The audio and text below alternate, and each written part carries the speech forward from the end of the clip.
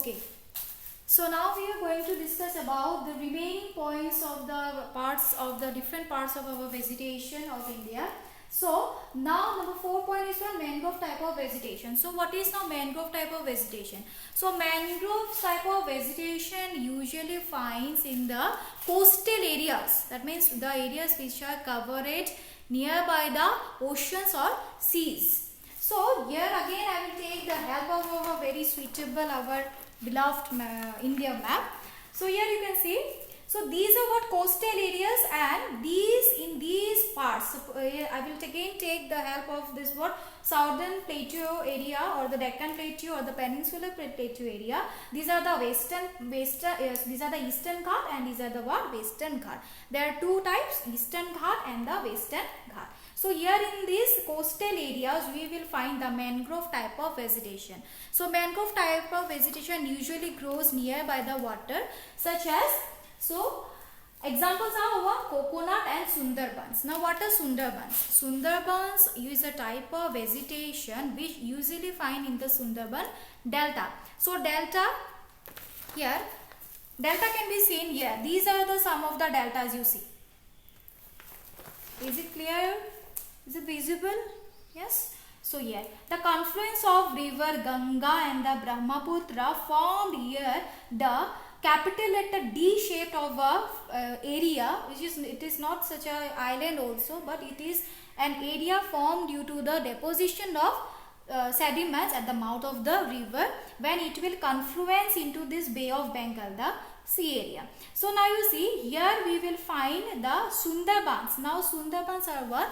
There is a type of vegetation which is known as Sundari, and these Sundari can be found only in Sundarban delta. This around the world it can't be found, only it can be found where? Only in this what? Sundarban delta. The name is what? Sundari, and due to this Sundari, the Sundarban, ban means what? Your forest. In Hindi or in Assamese also we can say that word. In particular languages we often used to say ban. Ban means what? Forest. Sundarban. From that Sundari came that Sundar, and it means what? The area of that Sundari ban. That Sundarban. And these are what? Mangrove type of vegetation. Coconut. Coconut is also, you know, highest number of coconut we can find where? In Kerala. Kerala coastal area.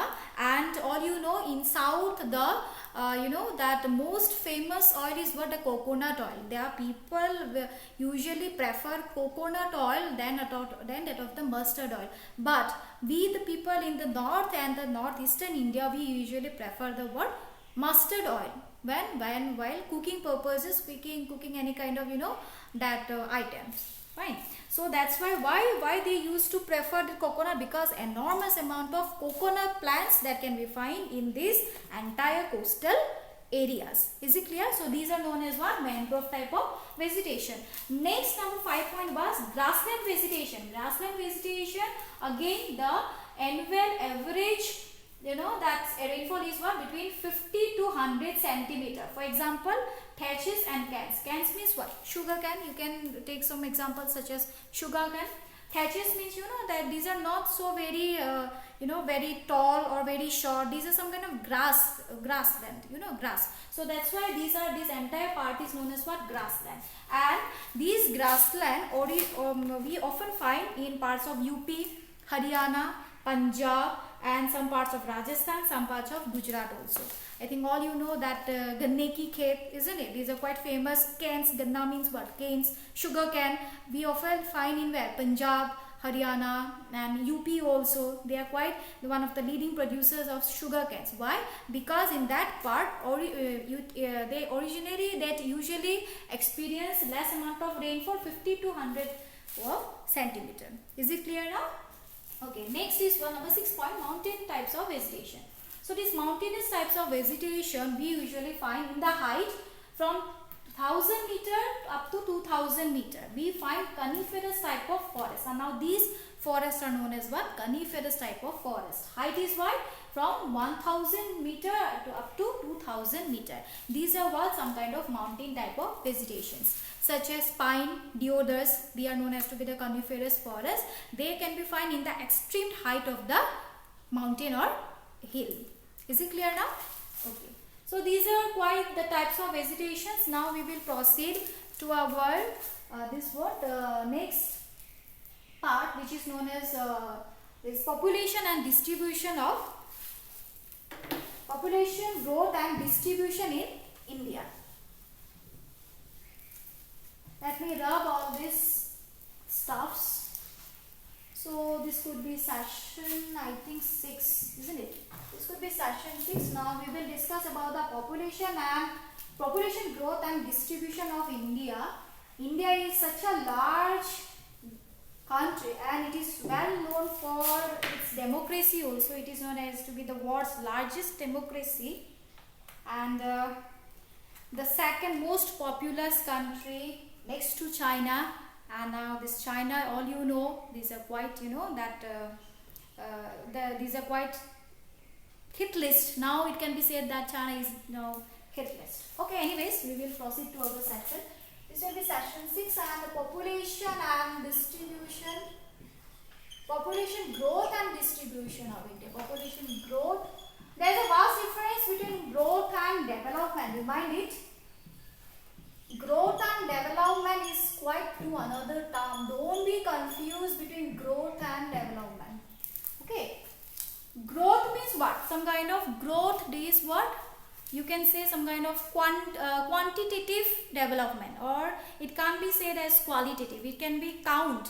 Whatever things or whatever you see in your outer appearance or the, you know, the perception what we see with our eyes, that can be said as growth. And development is what? The overall development. It could be mental development, psychological development, physical, emotional development, everything.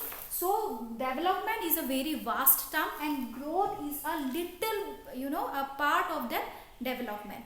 That means what? Development is both qualitative and quantitative, but growth can be said as only quantitative. What we see with our naked eyes, what we used to, you know, we do the perception, that are known as what? Growth. But development is what? Both qualitative. It will be developed in quality also, at the same time it will develop in the amount of quantity also. Is it clear?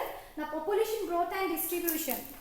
As I already told you, now India is one of the, you know, very well known country for its people also. It is one of the largest democracy in the world and it is the second most populous country next to China. It has the, you know, that of 1.3 billion peoples dwelling in India.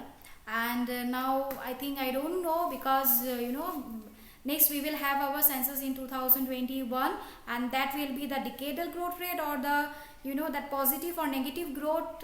We will have to wait due to this, you know, COVID-19 situation. And for this, maybe the demographic pattern of the world, it could be changed. Anyways, we will discuss again related to our India. That's what. So population growth and distribution. Now already we have discussed what is now growth. Now distribution. Distribution means what? Distribution means what? That the spread, the scattering of the people here everywhere. This is not about distribution. We don't find people that dwells within a same particular area, but the people are quite not evenly distributed. Evenly means what? Smoothly, in a pattern, in a very, you know, that randomly. But no, but in Indian subcontinent, people are distributed very uneven way. Why? Because due to the standard of living, because due to the availability of resources. Where the people will get enormous amount of resource, obviously we will much more facilitate towards that particular area, isn't it? We will go to that a particular area and we will settle there, where we will get enormous amount of facilities such as employment generations, again food, again water, basic amenities which were needed for our day-to-day livelihoods. In such parts we used to settle there. So, and now distribution pattern is what, you know, that in India usually people resides in the river valley areas. Not only India, as I told you, that people used to fascinate towards the areas which are quite enormous in resources which they can utilize the resources in the full way. So in India, the river valley areas, that means the Indus, Ganga and the Brahmaputra, the people used to be settled in that river valley areas, and the people here in the desert areas, often we find very less number of population, or very scanty, or the population is very sparse. Why? Because here in desert areas the living standard is quite low, because we don't find the enormous amount of resources, enormous amount of utility, the resources which we can use for our day-to-day our life, we can't raise our standard of living. That's why the people used to live where? In the Indus, Ganga and the Brahmaputra river valleys, comprising of the Haryana. This is the large, that Haryana is the most populous state of India. Haryana, Uttar Pradesh. Next is what? This is what? Yes, Uttar Pradesh and Bihar, because Uttar Pradesh and Bihar is what? These states are quite located besides the river Ganga, isn't it? And the Ganga river valley is quite very very fertile, very good for the agricultural purposes. So not Haryana, by mistake I said Haryana. So this Punjab and Haryana, they usually experience very less amount of rainfall, and though less amount of rainfall, due to the modern techniques, they used to cultivate enormous amount of crops. After the Green Revolution in India, so the impact of Green Revolution usually we can see in Punjab, Haryana, UP and West Bengal. These are some of the states which we find that the cultivation is very much more. Okay, now I think all this has been clear to all of you. So this Uttar Pradesh is known as to be the most densely populated state in India. Okay, next is what? West Bengal, Delhi also, then Madhya Pradesh also, and Ganga Brahmaputra area, and this Assam Valley. All these are known as to be the very most densely populated areas. Why? Because only due to the availability of fertile land, which are very very good for cultivation purposes. Is it clear? And in this desert areas we can find very less amount of population, but in the metropolitan areas such as Delhi, Mumbai, then Chennai, then Kolkata, here also we can find enormous amount of population due to the modern living standard of life, due to the this availability of this various types of that facilities. So these are people quite fascinated to these parts also. So the entire India we can find the uneven distribution of population. Why uneven distribution of population? Because people usually facilitated to the areas, which areas they will provide enormous amount of resources. Is it clear to all of you? Okay, fine. Now we will go to our next point, that is what? The migration pattern. Now what is now migration? So let me keep the map here.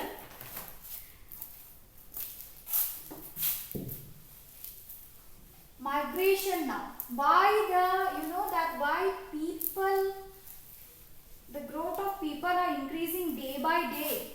Migration. It is one of the very important point.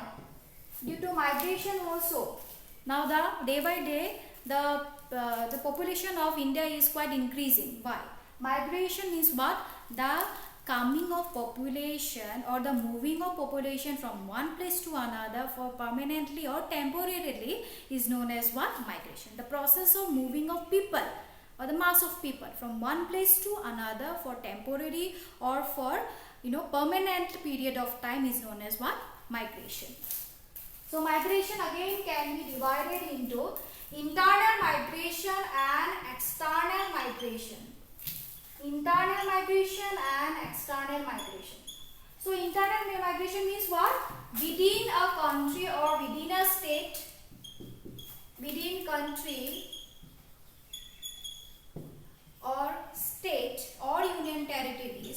is known as what? Internal migration, or it is known as what? Intra-national migration also.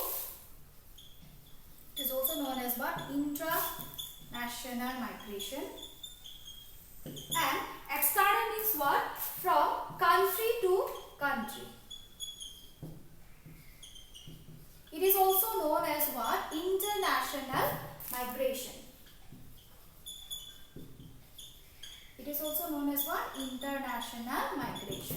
So migration can be two types, internal or intranational, from within country to country. Within country and state, from one state to another state, or from the one union territory to another union territory. And external migration means what? International migration.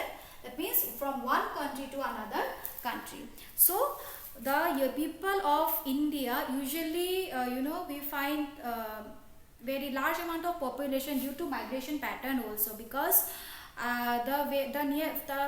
the people usually comes from Bangladesh, from the Nepal, because these are quite very underdeveloped countries, and for the job purpose, for the employment purpose also, they usually come to India and resides here. And as a result, what we find that our population usually explodes. Now there is a very lot of controversy about this CAB, this CAA, all these things, isn't it? Only due to this what? Migration, only due to the illegal migrants from this Bangladesh and all these things. Anyways, we will not discuss all these things in this class. So these are some of the very important things which result into the growth of population due to migration also, and it results into the uneven distribution of population pattern in India too. Okay, so next we will discuss the socio-economic consequences or the socio-economic impact of migration in India in our next and the final session. Thank you.